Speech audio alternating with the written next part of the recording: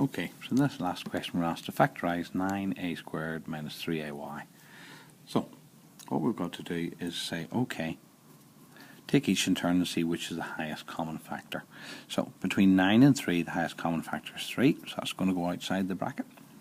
Between a squared and a, the common factor there is a. So that's what goes outside the bracket. Now what do I multiply 3a by to give me 9a squared? 3 times 3 gives me 9, and a times a gives me a squared.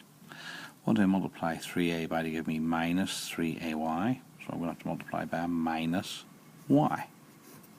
So that's it, factorised there. Move on to the second one. We're asked to factorise x squared plus x minus 6. Now most of us would learn that we're going to factorise this by looking for numbers whose sum is 1, because there's one x, and whose product, so when you multiply them together, it gives you the answer minus 6.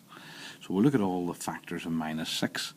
We've got minus 3 and 2, we've got 2 and minus 3, minus 1 and 6, 6 and minus 1, okay,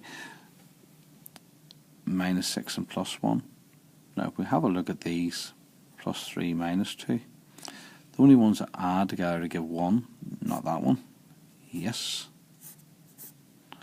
Okay, and we already know they multiply to give minus 6, so that tells us what needs to go inside each bracket. So the bracket's going to be x minus 2 by x plus 3.